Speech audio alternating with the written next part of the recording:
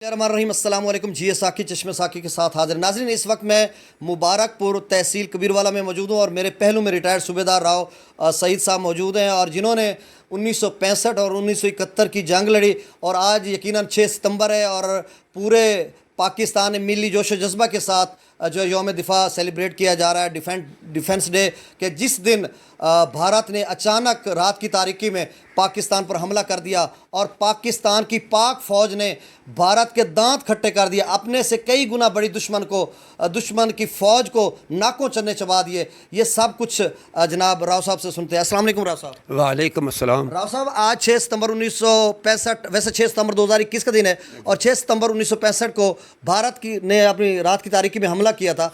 तो 1965 की जंग के तनाजुर में आपसे कुछ चंद सवाल करने जा रहा हूँ। सबसे पहले थोड़ा आप ये बता दें कि आपने इब्तदाई तालीम कहाँ से हासिल की? मैंने यही मुबारकपुर जहाँ पर बैठे हुए हैं 5 जमात का यहाँ स्कूल था, बाकी मैट्रिक तक की तहसील कबीरवाला हाई स्कूल से मैंने हासिल। अच्छा सर, चूँकि नाज़रीन पहला सेगमेंट इनका तफसीलन हो चुका है, आप उसको देख सकते हैं इसी यूट्यूब चैनल चश्मे साकी पे। अच्छा सर, उसके बाद आपने आर्मी कब ज्वाइन की? आर्मी मैंने 63 में ज्वाइन किया जी, मई 63। अच्छा, तो 6 सितंबर 1965 को पाक भारत जंग हुई है, तो उसमें आप ट्रेनिंग में थे या आपको कहाँ डिप्लॉय किया था? नहीं, मैं एक्टिव बटालियन में था, मैं अपनी बटालियन में आया हुआ था। ट्रेनिंग तो सिर्फ 6 माह होती है, वो तो सन 1963 में मुकम्मल हो गई थी। उसके बाद 2 साल मुझे अपनी बटालियन में गए हुए हो गए थे। उसके बाद प्रॉपर उस जंग के अंदर मैंने हिस्सा लिया है और उसका सितारा हरब मेरे पास तमगा और वार मेडलिस्ट भी हूँ 65 का मैं। अच्छा सर, मैं आपके जब मकान घर पे पहुंचा हूँ हाउस, तो आपका जो कतबा लगा हुआ है उसमें काफ़ी सारे लिखे हुए हैं, कोई मेडल तमगे या कार हाय नुमाया आपके वहाँ पे रकम है, तो इस हवाले से थोड़ा आप बताइएगा। ये जो बहुत सारी डिग्रियाँ हैं वो तो सारी मैं बोर्ड पे नहीं लिख सकता हूँ, बल्कि मेरा बच्चा कहता था इतनी भी ना लिखें, को 2-4 ही लिख लें। उसके ऊपर मैंने अपना डेजिग्नेशन लिखा है, थोड़ी बहुत क्वालिफ़िकेशन लिखी है आर्मी की या सिविल की। उसके अलावा जो वार मेडल हैं या वार स्टार हैं उनका जिक्र भी करना पड़ता है। दोनों जंगों का मेरे पास सितारा हरब है, डबल सितारा हरब हूँ और दोनों जंगों का वार मेडलिस्ट भी मैं हूँ। अच्छा सर, आप ये बताएं कि चूँकि पाक भारत जंग के पस मंज़र में हम जाएं तो चूँकि पाकिस्तान नुज़ैदा मुल्क था तब, और फिर एक यानी मुश्किल आन पड़ी कि भारत ने अचानक रात को हमला कर दिया, तो उस वक्त जो पाक फ़ौज ने जिस तरह से, चूँकि आप भी पाक फ़ौज में थे, तो जिस गैर मामूली जुर्रत व बहादुरी और अज़्म व इस्तक़लाल का मुज़ाहरा करते हुए उनको BRB नहर तक ही रोक के रखा, तो इस हवाले से आप क्या कहेंगे? उसमें यही था जी, उन्होंने अचानक हमला किया था। दरअसल कश्मीर में हमारी बहुत ज़्यादा पेशकदमी हो चुकी थी।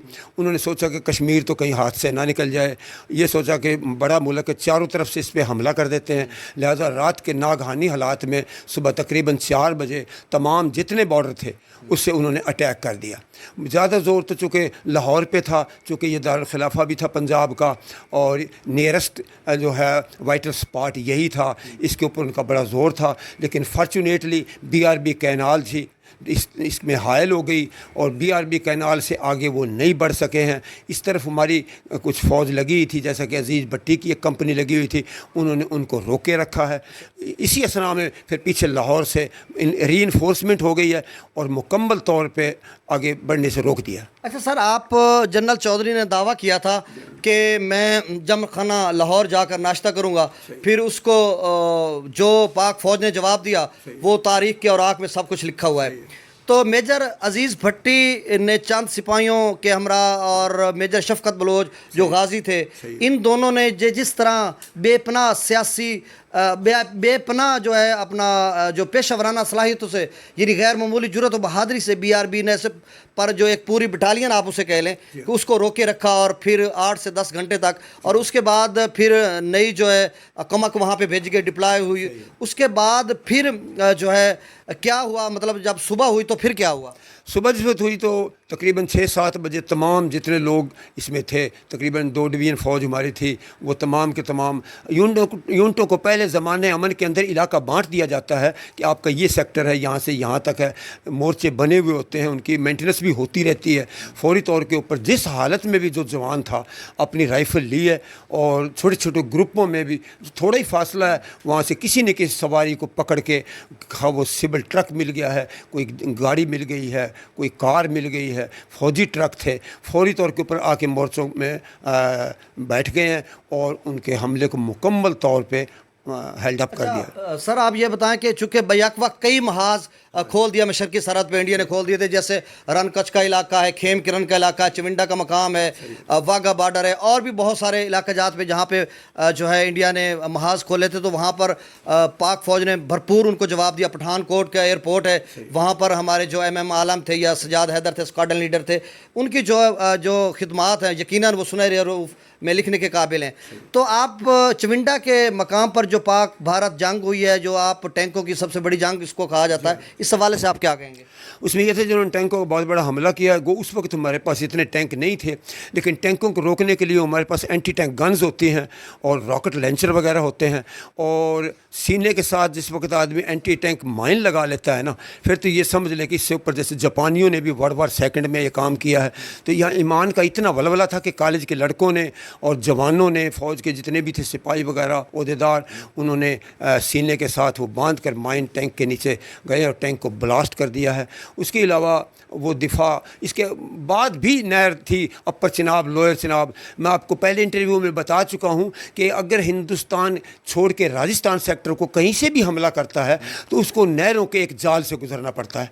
अब BRB के बाद फिर अगली नहर उनको ये जम्बर के पास से जो गुजर रही है ये है, उसके बाद फिर ये मैलसी कैनाल है, हत्ता कि इसी तरह एक लेयर जो कि कुदरती आपाशी का निज़ाम है। लेकिन हमें इससे ये फ़ायदा मिल गया कि वो जिधर से, अगर वो बहावल नगर साइड से करता है तो वो सादिक कैनाल बहुत बड़ी है और वो रहीम यार खां तक चली गई है, और अगर पहाड़ी इलाका से करता है तो पहाड़ी इलाके में इतनी पेशकदमी नहीं होती है। पेशकदमी के चांसेस मैदानी इलाके में होते हैं, और मैदानी इलाके में कुदरती तौर पे दरियाओं और नहरों का जाल पाकिस्तान के फेवर में है, और उसको अबूर करके हिंदुस्तान का आना नामुमकिन है।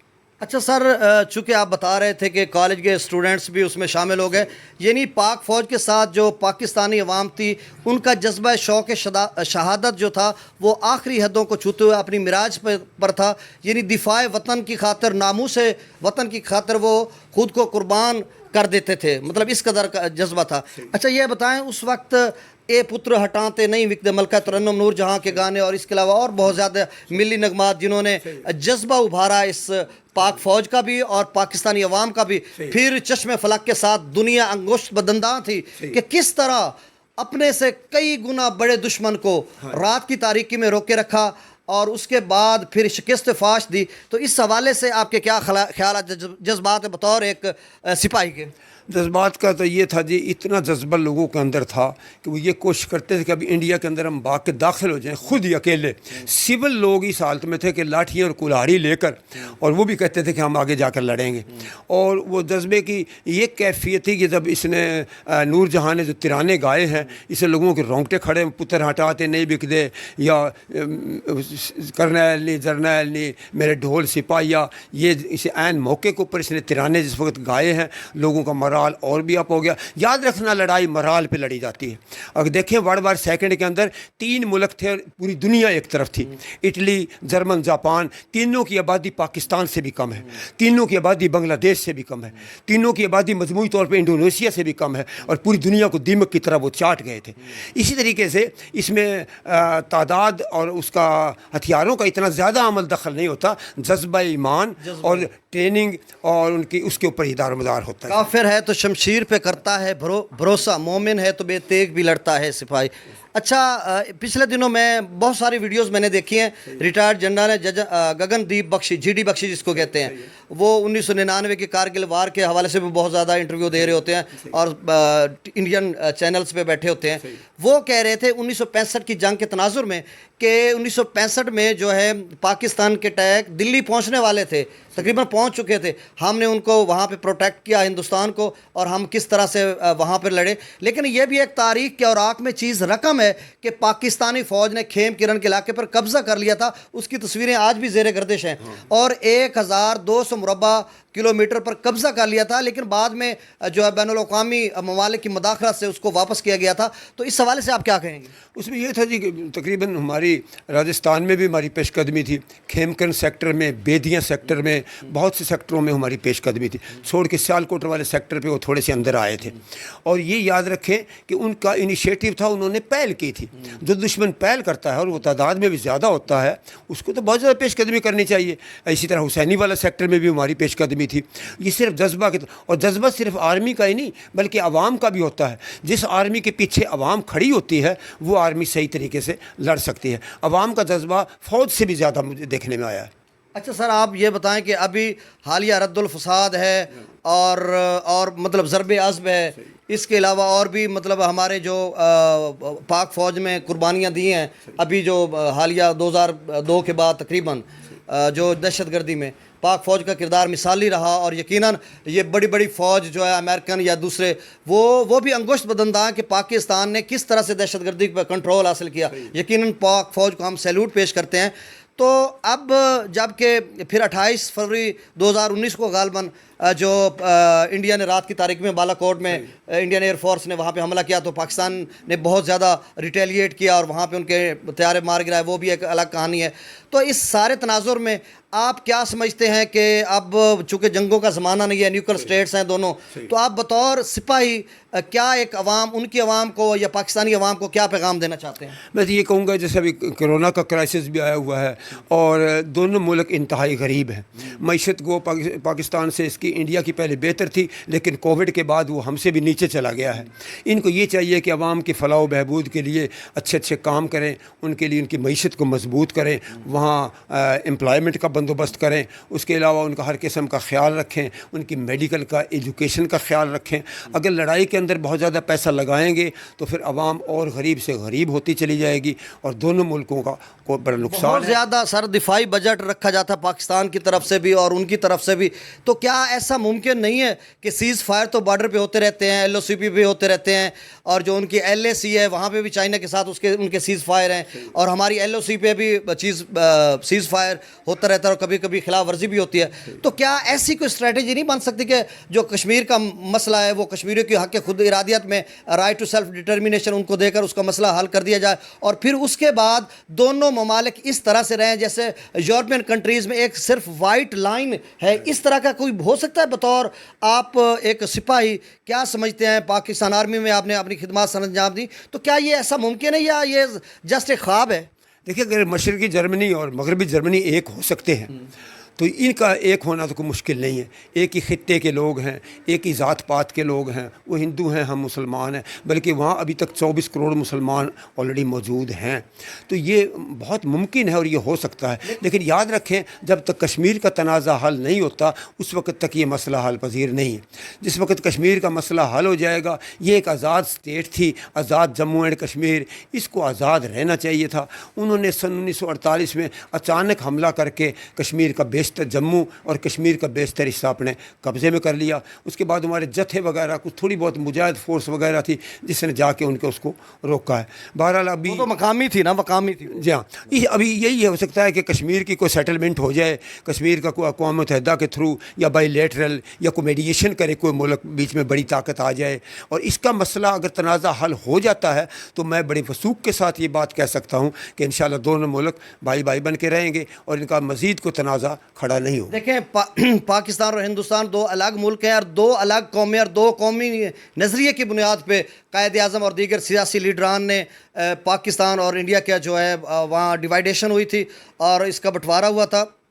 تہذیب، ثقافت، سویلائزیشن ہر کسی کی الگ ہے، لیکن ہم جو چاہتے ہیں وہ اس طرح سے چاہتے ہیں کہ جو ڈیفنس پہ جو ہمارا بجٹ صرف ہو رہا ہے وہ نہ ہو، پاکستان کی بھی فوج ہو، انڈیا ہندوستان کی بھی فوج ہو، لیکن اس طرح کے جو ہمارا یہاں پہ ایک کنفلکٹ جاری ہوتا تھا کسی بھی چھوٹے سے واقعے کے بعد اور پھر ایک دوسرے پہ الزام دھر لیے جاتے ہیں. تو اس طرح کا ہم یہ چاہتے ہیں کہ پاورٹی بہت زیادہ ہے انڈیا میں بھی اور پاکستان بھی اسٹرگل کر رہا ہے. تو اس حوالے سے جو چونکہ نیوکلیر اسٹیٹس ہیں اور بینگ اے ٹیچر میں تو ایک چونکہ میرے پہلو میں پاک فوج کے سپاہی نڈر بے باک بیٹھے جنہوں نے دونوں جنگیں لڑی ہوئی ہیں اور میں ایک ٹیچر بیٹھا ہوں، تو ہم تو یہی پیغام دینا چاہتے ہیں کہ جو جنگیں ہیں وہ کسی بھی مسئلے کا حل نہیں ہوتے اور کشمیر ایشو میں 3 جنگیں اب تک ہو چکی ہیں. تو عموماً یہ مسئلے ہیں بائی لیٹرل اور ٹیبل ٹاک پہ بھی ان مسئلوں کو حل کیا جانا چاہیے. آج کل کے دور میں 1945 میں کس طرح سے جاپان کا حشر نشر وہ سب نے دیکھا. اگر پھر سے ایسا کوئی ہوتا نہ انڈیا کی جو آبادی محفوظ رہے گی اور نہ پاکستان کی رہے گی تو دونوں ملک بربادی کی طرف جا سکتے ہیں. تو اس پہ تمام عوام کو اس حوالے سے سوچنا چاہیے. آخر میں ایک سنٹینس میں سر بتا دیجئے, 1971 کی جنگ میں بھی آپ نے حصہ لیا, تو اس حوالے سے آپ کیا کہیں گے؟ 1971 میں ہم اس راجستھان صادق آباد والے سیکٹر میں تھے, اور اس کے اندر چونکہ ایسٹ پاکستان ہم سے الگ ہو گیا تھا, اور اس ہمارے تقریباً کوئی 90,000 پی او ڈبلیو بن گئے تھے, فوج قید بھی ہو گئی تھی. لیکن اس کے باوجود بھی انڈیا کوئی خاص پیش قدمی اس میں نہیں کر سکا ہے. اس کو بھی ہم نے بڑا کافی اپنا دفاع کیا ہے, اور تقریباً 13 دن وہ جنگ رہی ہے, اور برابر یہ فوج لڑتی رہی ہے. ایسٹ پاکستان کا تو آپ کو پتہ ہی ہے, وہاں کی انوائرمنٹ ہی بڑی چینج ہو چکی تھی. شیخ مجیب نے کوئی اس قسم کے 6-7 پوائنٹ دے دیے تھے جو کہ پاکستان کو کسی صورت میں بھی قابل قبول نہیں تھے, اور وہاں پھر مکتی بامی وغیرہ, اور انہوں نے مل کے انڈیا کی مدد حاصل کر کے, ابھی انڈیا نے یہ بات ایڈمٹ کر لی ہے کہ جو مکتی بامی تھی وہ ہماری ہی فوج بھیس بدل کے ایسٹ پاکستان میں داخل ہوئی تھی. جی اس کے علاوہ ٹیچرز کا بھی وہاں پہ کردار ہے, وہ بھی یہ چاہتے تھے کہ ہم ایک الگ ملک بنے, تو بالآخر اپنوں کی کاجدائی اور غیروں کی سازشوں سے 2 لاکھ ہو گئے. تو بہرحال اس میں اتنا ہی کافی. تو ناظرین, آج 6 ستمبر 2021 کا دن ہے, اور 6 ستمبر 1965 کو پاک بھارت جنگ ہوئی تھی, جس میں پاکستان نے 17 روزہ جنگ میں جو ہے انڈیا کا کافی سارا علاقہ پر قبضہ کر لیا تھا, کھیم کرن, اور اس کے علاوہ اس کے جو ہے جو اعترافی ویڈیوز بھی ہیں اور بیانات بھی ہیں ان کے جو ریٹائرڈ جنرل ہیں گگن دیپ بخشی کے. تو ہماری جو فوج تھی پیشہ ورانہ صلاحیتوں سے مالا مال فوج ہے, کسی بھی چیلنج کو فوری طور پر ریٹیلیٹ کر کے وہاں پہ اپنا جو ہے عمل کا رد عمل دیتی ہے, اور پھر ایسا رد عمل دیتی ہے کہ دنیا انگشت بدندہ ہوتی ہے, ورطہ حیرت میں ڈل ہو جاتی ہے کہ کس طرح سے پاکستانی فوج اور یقیناً اپنا جو ہے کردار ادا کریے, چاہے وہ جنگ ہو یا سیلاب ہو, طوفان ہو, کوئی بھی ناگہانی آفت ہو, یا پھر دہشت گردی ہو. پاک فوج نے ہمیشہ جو ہے اپنے ملک کا, اپنے دفاع وطن, اپنے ناموس وطن کی خاطر خود کو قربان کر دیا, اور پاک فوج کی جو عظیم لازوال قربانیاں ہیں ان کو ہم خراج تحسین پیش کرتے ہیں, اور ان کو, ان کی بہو بیٹیوں کو جن کے سہاگ اجڑ جاتے ہیں, اور کتنے وہ نورانی چہرے جو ینگ ہیں جو اس جنگ میں شہید ہوئے یا دہشت گردی کی بھیڑ چڑھے, وہ ان کے بچے چھوٹے چھوٹے اپنے باپ کے جو تابوت آتے ہیں گھر میں سبز لالی پرچم میں لپٹے ہوئے, ان کے ساتھ وہ جس جذبے کے ساتھ کھڑے ہوتے ہیں, ہم ان کے بچوں کو, ان کے پیرنٹسوں کو, ان کے اپنوں کو, ان کی اس یونیفارم کو بھی ہم سلام پیش کرتے ہیں. اور میرے پہلو میں جنہوں نے 2 جنگیں بھی لڑی ہیں اور ریٹائرڈ ہیں, یقیناً ان کو بھی سر میں آپ کو خراج تحسین پیش کرتا ہوں آج 6 ستمبر والے دن. تو بہت شکریہ سر, بہت راؤ صاحب, بہت شکریہ. Thank you very much. بہت شکریہ.